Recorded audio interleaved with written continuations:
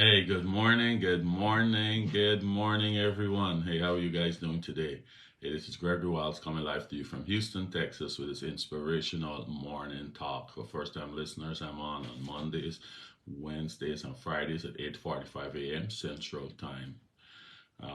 Hey, man, we're close to Christmas right now, right? A few more days, and I know we're there on that 25th where we can be celebrating with all our friends and our families and this is a time of giving and sharing and enjoying family.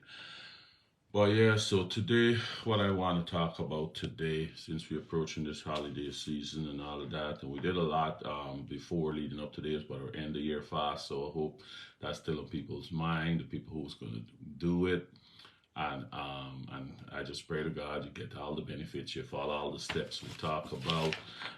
The basic steps is praying God's will, giving back to the poor, giving to the poor, praying God's will, cleaning out your hearts. You can't go on a fast or going to God praying with anything, with a dirty heart. Talk about a big one is forgiveness. You got to forgive. God said if you forgive others, when you stand praying, forgive others so He can forgive you. So if you don't forgive, you will not be forgiven, and all those prayers and everything gonna just be a waste of time. So that's some of the big things there we talk about before you go into the fast. So I hope people are considering it to get the real change. Again, what we're going to hit on today is faith and deeds. Faith and deeds. We can tie everything in. Faith and deeds, right?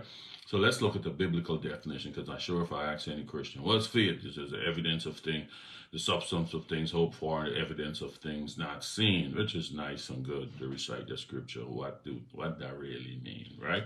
So let's look at a biblical definition here of what faith actually is. Just the word faith is a complete trust or confidence in someone or something. A complete trust or confidence in someone or something. So when we say faith is the substance of things hoped for, the evidence of things not seen, it's saying you so convinced that this thing will happen, you don't even need evidence. You so convinced it's gonna happen. But how do we get there to that stage where we got a complete confidence and trust in something, right? And that's what James was writing to the 12 tribes that were scattered around. He was writing to them about this subject. So we look at James 5:14 through 26. James 5:14 through 26, right? We're talking about faith indeed. So James was saying, if you got faith, it got to follow by an action. Like what they say, faith without works is dead. It got to be followed by an action. It's like you got your friend, and you say, man, I know John is going to come true for me. If John said this is that, you got a complete trust and the confidence. Good morning, Jillian. Good morning. You got a complete trust and confidence in John that John going to do what he said. You having faith in John. I see people have faith in the friends like that or a family member or someone that even saved their lives because they know John said he's going to come by me for 5 o'clock and bring whatever you need to bring. He said he could be here at 5. You know John can show up at 5, right?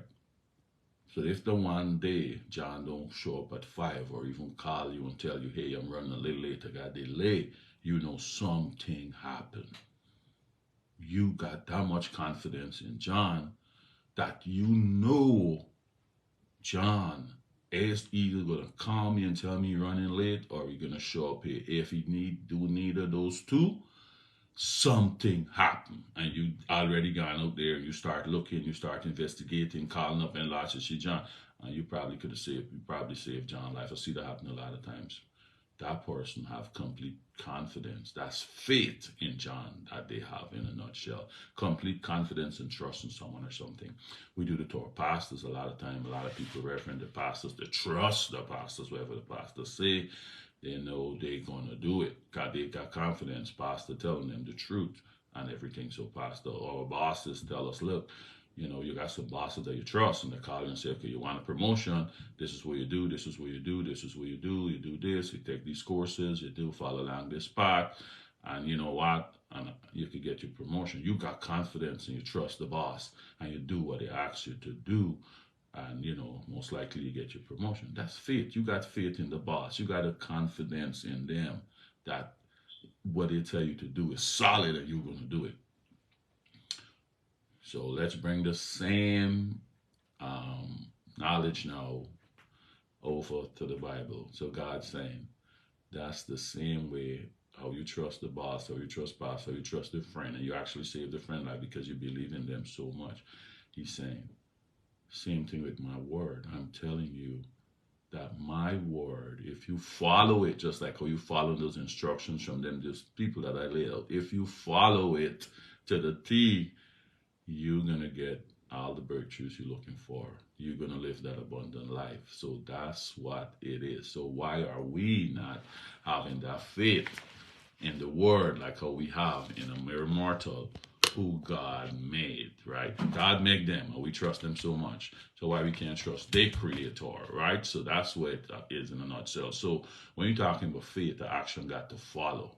You just don't have faith and no action following it. To say faith without works is dead, right? I could have faith that, like my sister used to say, Jillian, God stopped dropping manna from heaven. I could got faith that I can eat, God can feed me, but you sit down there, trying to go make nothing, trying to go work, trying to go and fix nothing for yourself, but you just sit down saying, I know God is going to feed me, He's going to feed me, according to what she's saying. Manna stopped dropping from heaven a long time. You got to go out and do something to get the food.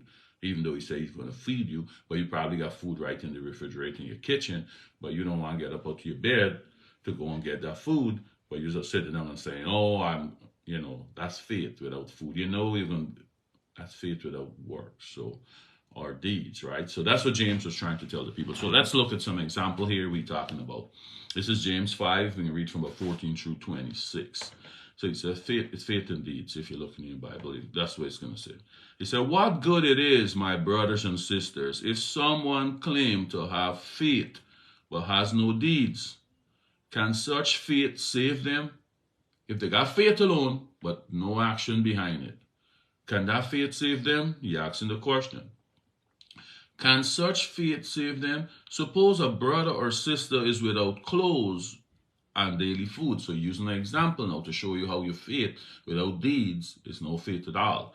He says, suppose there's a brother or sister without food or clothes. So this man, a friend, a brother, sister, ain't got no food nor no clothes. Right? If one of you say to them, go in peace, keep warm and eat well,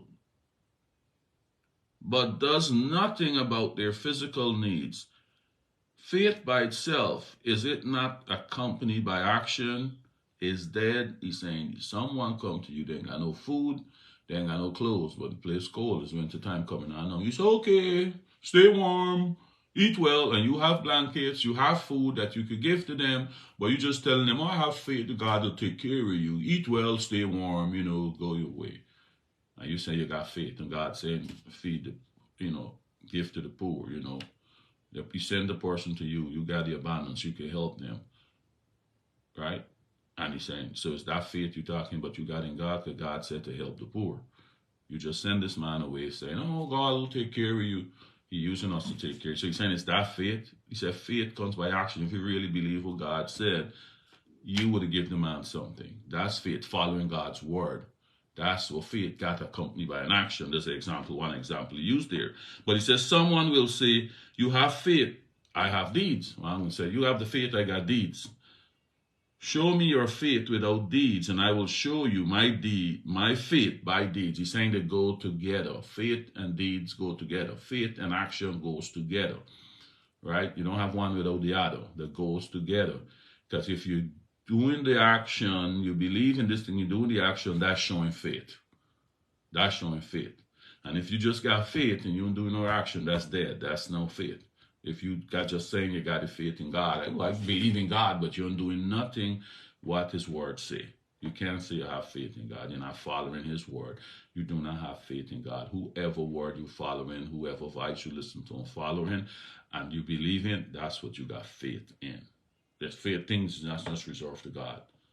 It's whatever you believe. Like the dictionary definition said, a complete trust or confidence in someone or something. So you look in your life and see who or what you completely trust. And that's where your faith lies. That's where your faith lies. If you completely trust God and his word and you're doing what it said, that's what you got your faith in. But if you completely trust the pastor and everything he say, that's where your faith is. Your faith in. That's the person you got more faith in, right?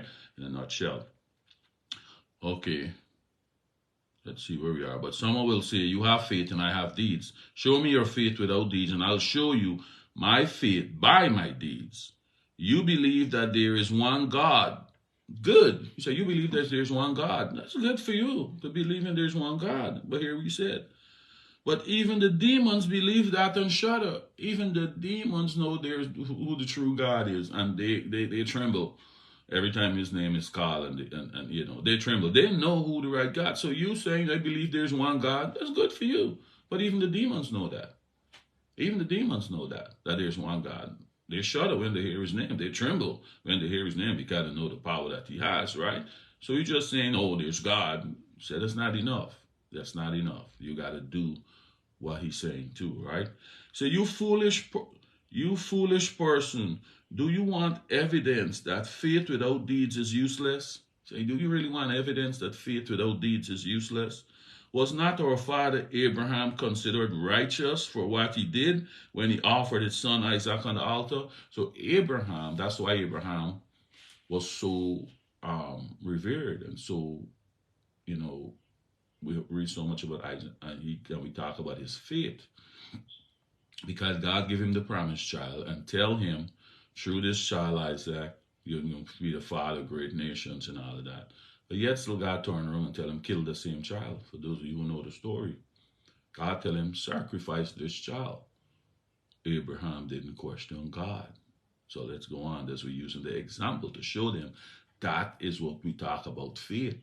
Just like how we're saying, wherever the pastor tells you or wherever the boss tells you to do, you're going, you do it. You ain't even questioning them. You know, because you trust them that what they tell you is so good, and you're going to do it. Same thing what Abraham did. And see where. So let's look through. So you foolish people, do you want evidence that faith without works is useless?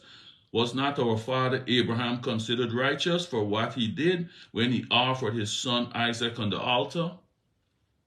You see that his faith and his actions were working together. His faith and his actions, he believed in God. He didn't question him. God said, go and kill the only son I give you. He went and was going to do it, right? His faith and his action worked together. And his faith was made complete by what he did. So that was the one test. God tested him to say, yes, bro, your faith is in me. You believe in me. You trust me. You are faithful to me. Because the one and only son that I gave you and tell you, you were willing to sacrifice it back to me because I asked you to do it. Right? Abraham believed God and it was credited to him as righteousness. That action there is credited to him as righteousness. Right? And he was called God's friend because of that. Just like I will tell you with a friend that you so believe in and you trust and you could save his life because you know if he tell you this, he's going to do it. Because it didn't happen, you know something had to happen because that is not John. That is not Jillian. That is not Mary. If she tell me she can do this, she can do this. Something had to happen. This is what God's saying. God called him his friend. His friend, right? You see that a person is considered righteous by what they do and not by their faith alone. Because you could say, oh, I got faith in God. There's God. It's God. It's what you do. Are you following his word? That's where your faith is coming. That's where the faith is coming, right? And if you follow in his word, because you believe what the word said, and you keep following it by your actions, you keep following it, then you can claim the scripture. Faith is the evidence of things, the hope, substance of things hoped for, and the evidence of things not seen. If you practice in this stuff, right? So that's how we get to the point where it's the evidence of things, not substance of things hoped for, and the evidence of things not seen. You got to be practicing this stuff because God tell Abraham, go kill this stuff. He didn't question. He knows got to be something good. And he telling me do this. All right. So then we on to 25 now. This is 5:25. In the same way, was not even Rahab the prostitute considered righteous for what she did when she gave lodging to the spies and sent them off in a different direction? Remember Rahab when they sending Joshua sending spies to Jericho to look up, bring back some information on the land of Jericho. There's a prostitute named Rahab who took these two spies in and protect them from the people killing them. And send them through a back door or back window, whatever the case may be, so they could escape, because the people were looking for them, right? So she had protected them. She believed God. This is God's men. They tell her the plan would have come to do. She believed it, and she protected them, and she make a deal with them to save her life, which they did follow through, save her life and all the people who was close to her, right? Because she believed that these men are God, and they believed that they said to come and destroy the city of Jericho. So she put her faith in God by through these men. God got to come knock me out for God. So he's saying she now, even though as wicked she was, she still showed more faith than a lot of righteous people, right? Rahab the prostitute considered righteous for what she did when she gave lodging to the spies and sent him off in a different direction. As the body without the spirit is dead, so is faith without deeds is dead. So he said for our body and got this spirit. When this spirit left our body, we call it death. He said the body is useless. It rot. Come back to the ground. There's no life in it no more. It's going to just decay. So he says the same way faith without deeds is dead. So guys, I just bring to the point here. We want our breakthroughs. We want the blessings. We got to start practicing what this word said, and that's going to increase our faith. That's where the faith comes, by practicing what the words say. Okay, so as we go into this new year, I gave a lot of information. It's up to you to practice it right now, you know what I mean? Or they get your own information, do your own studying, get your information, but just practice, right? Just practice, because we say we got faith in God. His word say, you know, be nice to your neighbor and all of that. So every time you're tempted to curse out your neighbor or curse someone out, just think, is they showing faith to God? Am I believing what his words say, right?